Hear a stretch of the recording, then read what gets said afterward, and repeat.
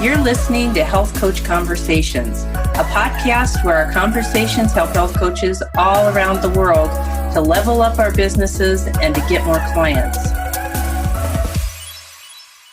Hello and welcome. I am Kathy Sikora, founder of the Health Coach Group and host of Health Coach Conversations. Today I'm with Delicia Niami. She's the author of Resilient AF memoir series. Not My Circus is about to release and talk about her health crisis that came about from the trauma that she endured in her life. The topic of our talk today is Crohn's, resilience, overcoming trauma, and the battlegrounds our bodies carry due to these. You know, I have been diagnosed with Crohn's. My daughter has been diagnosed with Crohn's, and neither one of us have Crohn's. Isn't that funny? Yeah, interesting. They mistook it for something else. In my case, it was colitis, and with my daughter, she has EDS. And nowadays, I guess they're trying to say that Crohn's and colitis aren't actually autoimmune diseases, which is a new thing that they're talking about, which is kind of interesting, you know? I had a great doctor, and I got rid of my colitis. Wow, that is remarkable. Yeah. It is. I'm pretty excited about it. Yeah, it would be. Yeah. So you've had Crohn's. How long have you known you had Crohn's? And tell me about that. So I write about it in my new book, Not My Circus, which is going to be released August 1st, actually. And I realized I was sick while I was living abroad in Switzerland. And I was working on a farm, and it's kind of interesting how it all comes together. But I was working on a farm, and it's very cold in Switzerland. And when I would have to stomp on the hay, and it would rise, you know, like the fumes from what came up, and I was breathing all that stuff. I didn't have a mask on, and just keep that in mind for something in the future that I'll talk about. But so when I was in Switzerland, I was working on this farm, and I noticed a change in my bowels.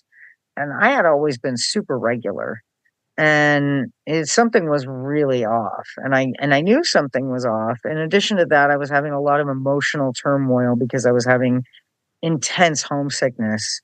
And the woman who I worked for was just a wretched person. And that didn't help. So it was a lot of stress and a lot of like built up stuff that I was dealing with and being away from home. And then this happened. And I remember the day it happened, it was like just so wrong. And I shared it with her, and she kind of just whatever, you know, and then it kept getting worse and worse. And then the pain started, the cramping started, the blood started. And that's when I knew like something is seriously, seriously wrong. And I need to go home like pretty immediately. And I was 23 at the time. So I came home, and the diagnosis, I don't understand why it's still so difficult for them to diagnose Crohn's and colitis. All they have to do is do a colonoscopy, but they're so hesitant to do that because of the cost or whatever. I don't know. It's ridiculous. But it took me a year and a half to get diagnosed, a year and a half of suffering. I was 117 pounds. My shoulder bones were like popping out. I was like, I don't know if you've ever seen the cover of Jordan Rubin's book, The Maker's Diet. He shows a picture of himself when he was diagnosed with Crohn's, and his ribs were popped out, and he was like emaciated. And that's what I looked like, you know? And, you know, the sad thing is the pressure that gets put on us from the time we're little as women. At that point, I was like, oh, I'm sexy, you know? And everyone's like, no, you're not sexy, you know? You're super skinny. And I'm like, yeah, but I'm sexy, you know? And they're like, no. But yeah, so it took a year and a half. And every night it was torture. It was complete and total torture. Like I would wake up 10 to 50 times a night, at least, and agonizing, doubled over pain, throwing up at the same time of going to the bathroom because of the pain, screaming in agony. Like it was just torture. And so finally, when the doctor decided, like, oh, you're really sick, I had jaundice, 103.4 fever, I was 117 pounds. My mom still at that point had to fight for me to go into the hospital. Like she's the one who took me in, and he was like, I don't think this merits you going into the hospital, even though I'm concerned about. And I'm thinking, God, please don't send me home. Like I don't want to deal with this for another night. But my mom was like a fierce person, and so she made sure that he admitted me, and he admitted me into the hospital. And as soon as he did that colonoscopy, he said, "Oh, this looks like Crohn's disease." And unfortunately, my uncle had ulcerative colitis, but I think he had Crohn's. I think he was misdiagnosed because he had everything taken out except for a portion of his small intestine. And he had a colostomy bag that I write about in my first book, Kissing Asphalt, that I had to watch him when I was 13 change his colostomy bag. And it was like horrific, vile experience for me. And I was just like the whole time thinking in my mind, like, please God, don't ever let that happen to me. I never want to shit in a bag. And so when the doctor said it looked like Crohn's disease, I had already done my research and I knew that that was a sister disease of ulcerative colitis. And I think I screamed, even though I was so doped up on Demerol, I screamed no on the table when he told me that. And it was just, I knew from that point forward, my life would be so forever altered. And back to my point about breathing the air with Switzerland, when I was in my 30s, I went to go see an allergist, and he took a bunch of tests and he told me, you're allergic to apricots, which kind of bummed me out. And you have also an allergy to your biggest allergy that you need to stay away from completely and totally is barley and hops. And I'm like, barley and hops. Okay, fine. I don't drink beer, no problem. And fast forward to about when I was about 48, my partner and I went to Europe, and the people I wasn't eating, I was steering clear of barley, but I was still eating wheat because I was fine with wheat, but not barley. And in America, I steer clear of it all because if you look at the ingredients in any sort of flour, there's always barley in there, almost always, unless you're very, very careful. So I was in Europe, in France, and we went into a bakery, and I said, I want to make sure that I would love to have a croissant because I miss them dearly, but I want to make sure there's no barley. And they looked at me like I had three heads. And they said, Why would we they do said, that? barley? Like, no, that's horse food. And I was like, a couple days later, it clicked. And I was like, oh my gosh. Like when I was in Switzerland before I got sick, I was stressed. I was ingesting this fumes of barley directly into my system from the vapors of it coming up. And not in addition to that, like I made the connection of eating wheat and GMOs in the 70s, that's when it all came up. Like, be a Wheaties kid, eat your Wheaties. Wheat's good for you. Wheat, wheat, wheat, wheat, wheat. Our parents didn't know any better, and they didn't know that like it was like infiltrated with GMOs, which was affecting our guts and our digestive system. And so after reading a bunch of books, by this time I'm 48. So I'm like, oh my God, all these connections are making in my mind. Like, I think I got sick because of the GMOs, in addition to all the stress and trauma that happened in my life. And I had done breath work by this time and went back and seen my little kid when I was kidnapped in Baghdad, and that I held all of my trauma in my solar plexus area, my stomach area.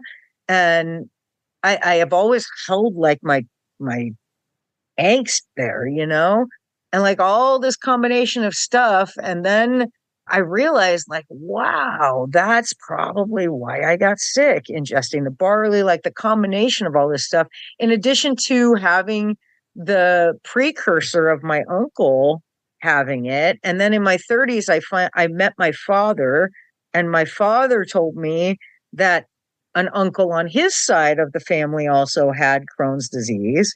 So it was like, I don't know, it all kind of came together for me, and then when I was about 48 as well, I read the book by Bessel van der Kolk called The Body Keeps the Score. I don't know if you've heard of this book, but it's an amazing book. It talks about how our traumas and the things that happen to us in life kind of stay in our body and come out as alternative things. And I realized that I had PTSD from the time that I was 4, and I didn't realize it, because I had been kidnapped and taken to Baghdad by my biological father, and I didn't realize that. I people would ask me, "Wow, that must have been so traumatic for you." Yeah, I'd And say my that would response, do it. yeah, but my response was always like, "I don't know. I was 4 years old. I don't remember it, but I do. My body Yeah, remembered you it." would think that kids that age wouldn't remember things. Even like you hear about kids that are 2 years old and you think, oh no, they won't remember it, but they do. Well, You they remember don't it. necessarily, their mind doesn't necessarily remember it, but their body remembers it. And that's what this book is about, how your body keeps the score. And I have a lot of ailments, and I think it's because of all my trauma. And then I figured out the Crohn's and all the progression toward it, and it was like, wow, like it was crazy. Just the whole progression of figuring everything out, and then the aha moment of when I was like, wow, it must have been this all together, and why I'm sick. It's unfortunate that I can't just like, snap my fingers and reverse it all, but I've Just tried. forget all Trust of me. that. Yeah, I've tried. I've gone and done, the breath work in Sedona, spontaneous healing, child work stuff. And that's what my third book is going to be all about. It's called The Queen of Silver Linings, and that will complete the Resilient AF trilogy. But it's about my healing journey. And unfortunately, in that book, in the heat of COVID, while I was petrified, my colon ruptured, Oh, and I ended up in the hospital, and I have a colostomy bag for life. And it's just one more like reason why I have to be resilient and move through, and show everybody we can all be resilient. So it's been a real long haul for me with Crohn's. And the doctor, the last time I was in the hospital this last November, well, actually, no, the time when my colon ruptured, I was in Kaiser for like 9 days, and she came in and said, "This is the worst case of Crohn's disease I've ever seen on paper." And I'm like, yay for me. You know? I'm so proud. Yeah. I mean, How I did not you only have adjust to the Crohn's, I have like colostomy? I have perianal Crohn's, I have fistulas, I have, a lot of stuff. So Everything. Yeah. yeah. With over 40 years of business experience and serving over 1,500 clients, the Health Coach Group knows what it takes to succeed. Let our expertise and resources guide you to a thriving wellness practice.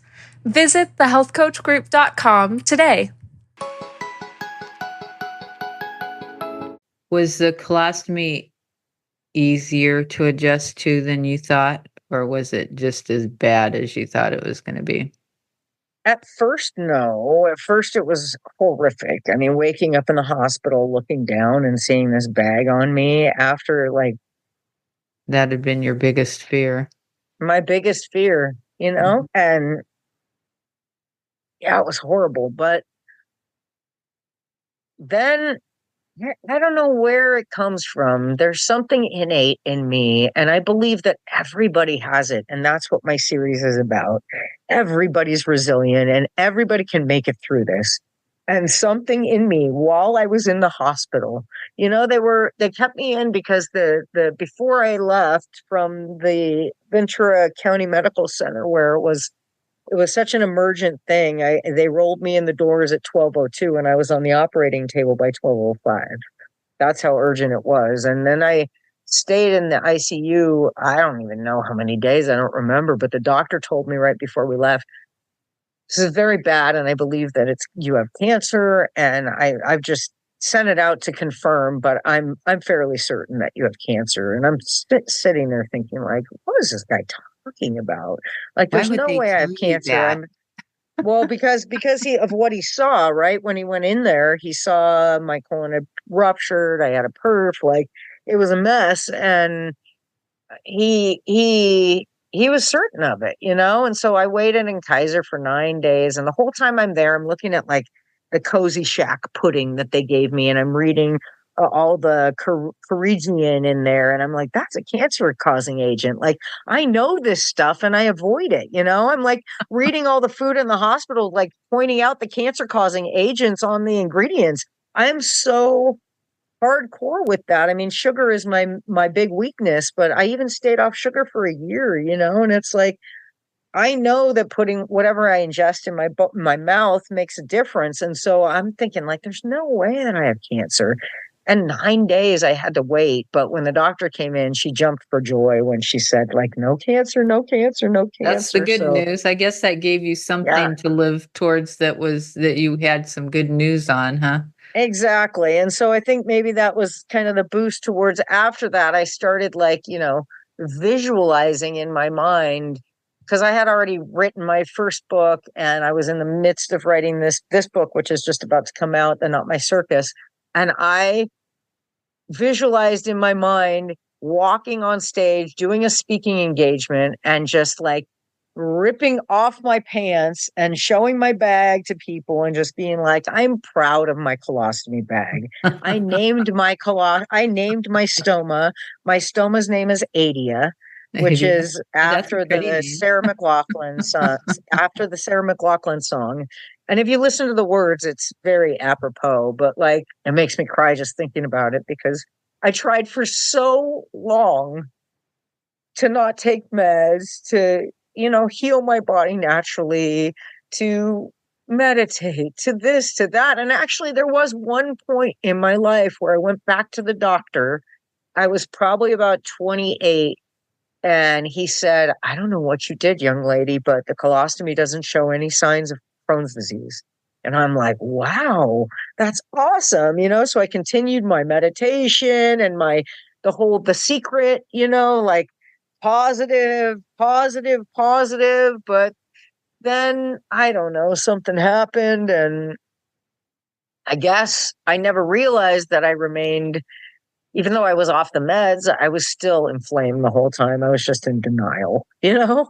Mhm. And then it came back with a vengeance. So to answer your question, at first it was very hard, but now after I got my bag, one of the first things I was able to do with my brother from another mister is go kayaking. And when I went out kayaking, we had to take a boat from Ventura out to the Channel Islands.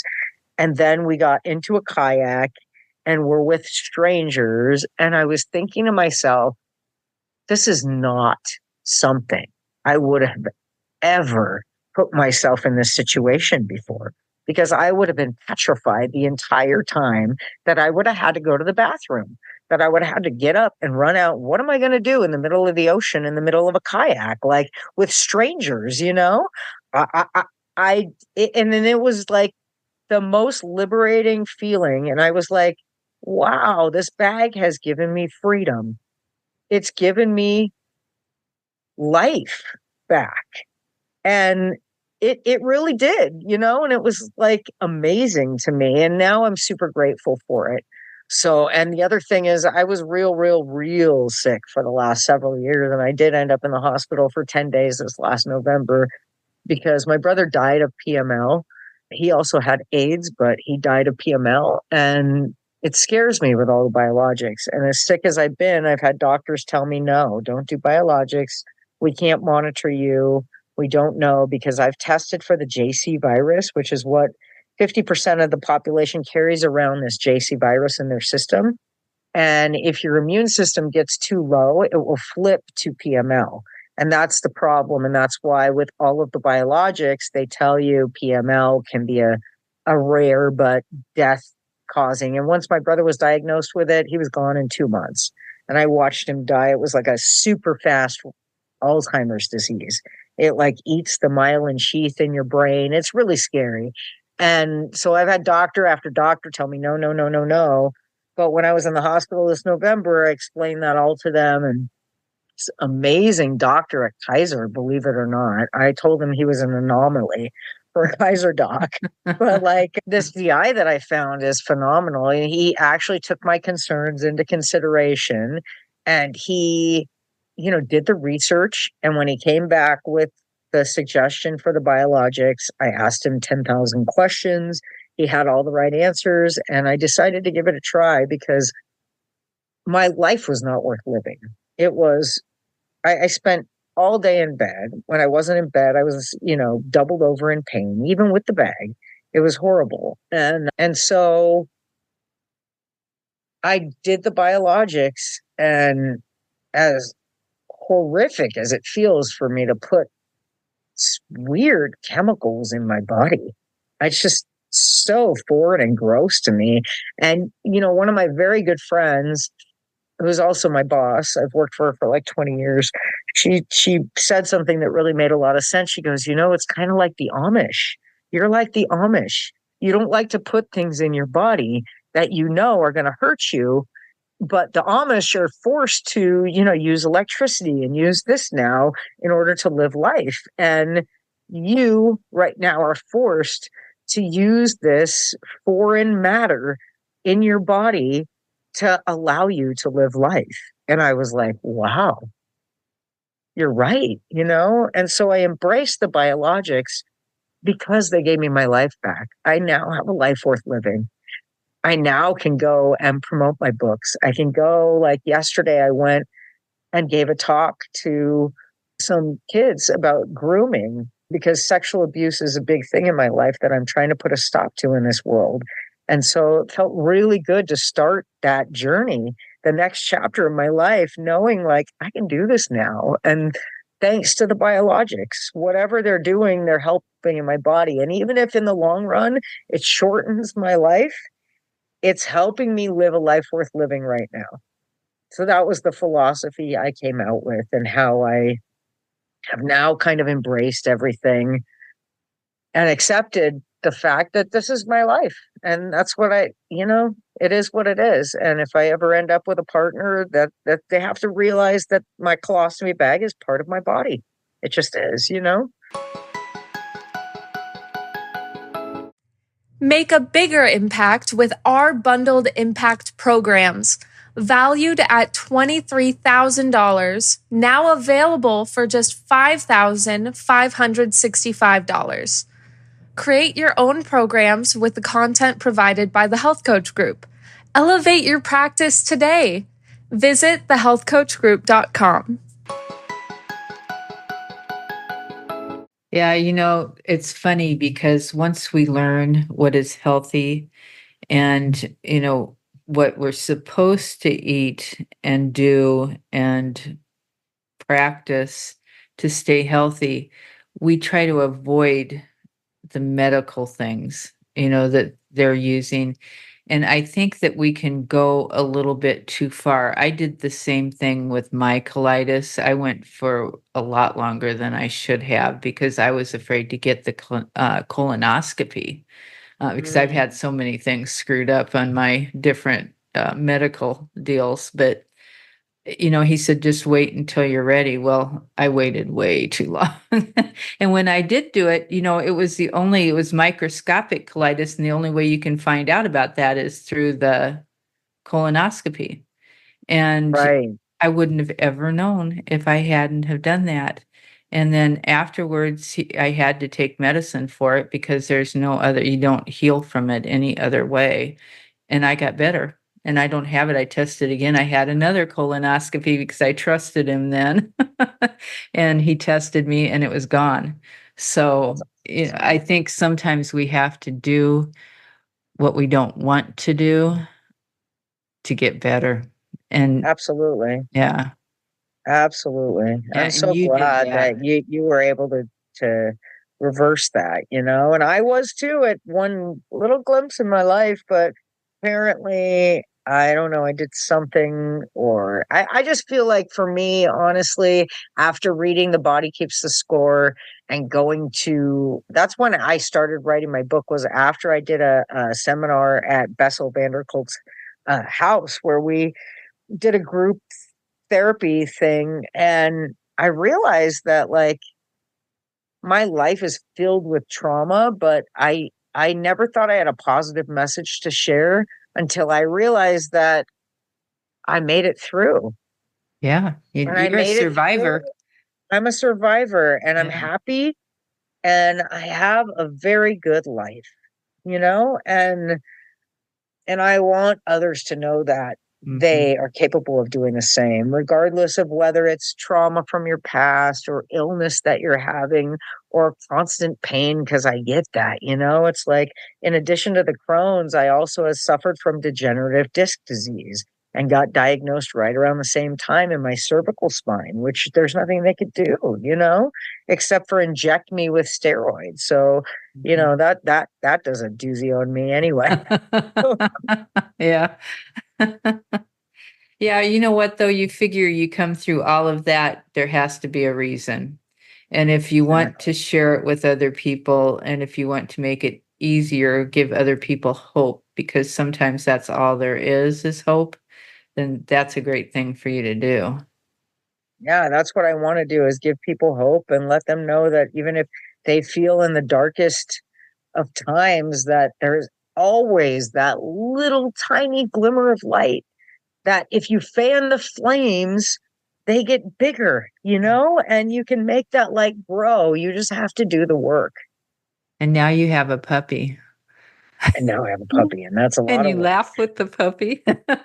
I do. That's He's good. so funny. He's just like, we go outside and have our puppy power time, where he's just like runs in circles, literally run, run. I just get tired watching him. I'm like, I don't know how you have that much energy, but like, yeah, he's a light to my life. I actually waited a really long time to get a dog. When I was 7, I got my first puppy, and I had to give him back in about 3 days because my mom had asthma, and she got so sick that I couldn't keep him, and so we had a bird my whole life.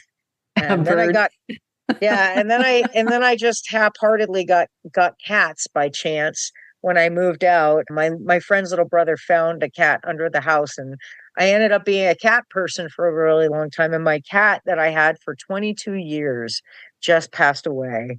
And so since the time she was about, I don't know, 16, I wanted a dog, but I just wouldn't get one. I fostered a really old dog for about a year until he died, because I knew he wasn't going to chase the cats around and stuff. But I really wanted a puppy, and I waited until she passed, and she just passed May 4th. So then I happened to find him, and yeah, we'll see. I'm very excited about it. Very excited about the next chapters and life and helping people. And just, I'm really like, yesterday gave me a taste of it. And yeah, That's great. So you have one book out, right? yes, Kissing Asphalt is the Yeah. first book in the Resilient AF series. And the second book, Not My Circus, I'm guessing will be out by the time this podcast is out, because it's coming out August 1st. Yes, it will be. Great. So then we can Yeah. get 2 books. Yeah, exactly. Yeah, those Exactly. are And great it, names. I did sort of a faux pas, which I didn't realize at the time, is, and now I just call myself raw and edgy, but I didn't realize you weren't supposed to end a memoir with a cliffhanger. So I'm like, oops, my bad. I didn't know that. And so the next book kind of picks up where this book leaves off.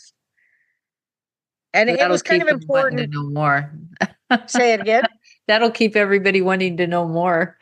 That's what I'm hoping. But really, that's not why I did it. I did it because there was a part in this book that people understand when they read this book. There was a part in this book that happened in the aftermath of the assault, which is where the first book ends, with an assault. But in the aftermath of the assault, there's something that I find out that links to something else that happens when I'm 25. And so that's why I had to add it in the second book, because I mean, I'm not Stephen King, right? My book would have been 1,200 pages if I tried to do it all in one book. So, and there are people who have been like, oh, you could have done it in one book. I'm like, no, you don't know the rest of the story. Like, there's a lot more, like in the second book, my mom is murdered, and I have to go through the trial and like figure out that my whole life goal of being an attorney and wanting to be a judge just like pops like a balloon in front of my face while I'm in the courtroom watching this circus, That's why I call it Not My Circus, because I'm watching her killer on the stand wave these ludicrous tales about what happened that none of it happened, It's like it was incredibly insane. So yeah, there's a lot. I couldn't have wrote it in one book. If I could have, I would have. But I tried. I started at first. I was like, I want to do this in one book. And I took a couple of memoir classes and they were like, no, a memoir is a slice of life. It's not a biography. You're not a famous person. If you were a famous person, you could write a biography, put it all in there, but you're not. So I was like, okay, how can I do this and inspire people? And so that's how I broke it up. The first book is kind of my coming of age. My child takes you from the time I was 4 when I was kidnapped and taken to Baghdad through 17 when I was assaulted. And then the second book, Not My Circus, picks up after the assault at 17, takes you through about 32, the trial of my mom's murder.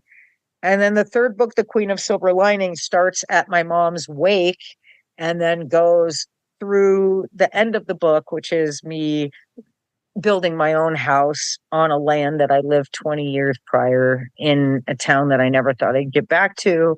It's just a really good, like, happy ending, and people will get their happy ending. I promise you, they'll get their happy ending. You'll have People to do another one on puppyhood. Yeah. I'm sure I could have a whole book on that. I actually wrote a book on the life of Six, but I haven't put it out yet. And Six was my cat's name. So really? Yeah. I had a cat that lived for 22 or 23 years. It's You a would long think, time. yeah. People don't realize they're like your kids, I mean, I didn't realize till she was gone how much I needed being needed. If that makes sense, It was like, it does. I missed that. I have 3 other cats, but they don't need me. They're used to her being the one that needed me, and she was the queen, So hopefully the puppy can fill that need. We'll see. She will. Guaranteed. She'll need you. Well, and that's why I'm hoping to get him as a service dog, so that what I really want him to be able to do, and I have a private trainer coming, is to smell for when my bag is leaking, because that's the one big issue I have with this bag and all of the bags that I've tried is the skin folds that I have and the bag leaks. I've changed my bag 4 times in the last 2 days, and then I'm on disability, and Medi-Cal just dropped me because they say disability pays me too much money, but then they won't cover my supplies anymore. And then my supplies aren't medically necessary, even though I'm going through 2 bags a day because I'm leaking and the poop is all over my skin. And, I have to change my bag. I don't have an option. It's like, but sometimes I don't know that it's there. And when that happens, then my skin gets all irritated and red. And that's why I want to train him to know that that's happening, and then that will prevent a whole slew of other problems if he can do that. So we'll see. The trainer says that she thinks he is trainable, but there's no guarantees until we really get into it. So, and that's kind of a tough thing to train them for. So I've heard that you can train them for a lot of different things. They can do a lot. They can, if you're on the ground, they can turn you over and they can go. Yeah, I guess learn how to call 911 and all this other stuff. It's crazy cool. And my dog's real smart. The Catahoula is a real smart breed, and the Labs are also, they're trainable, obviously, because they train them to be guide dogs and stuff like that. So yeah, you'll have to let me know how that goes. I will for sure. And yeah, I'm looking forward to, being able to take him everywhere with me. I want to go to Mexico and go to Europe and just travel with him and be able to show my dog the world too. Show your dog the world. Yeah. Yeah. They're good. They let dogs in everywhere now too. Yeah. Thank you so much for being with me here today. I have the information on how to get to your website and the name of your book, and we'll put all of that underneath the podcast information so everybody can find that. And we'll put the second book in there too, because that'll be available by then. Awesome. Thank you so much. And I'll send you the link as soon as it's available, the Amazon link. Okay, that's I great. should have that very shortly. So, and thank you very much for having me on and allowing me a place to have a voice. I really appreciate that. You're welcome. Thank you. It was fun talking to you. Interesting story. You have a lot of life. Definitely that. Definitely that. Have a great week. Thank you. You do the same. Thank you. Thanks for listening to the show. If you liked what you heard, please give us a 5-star rating or review on iTunes.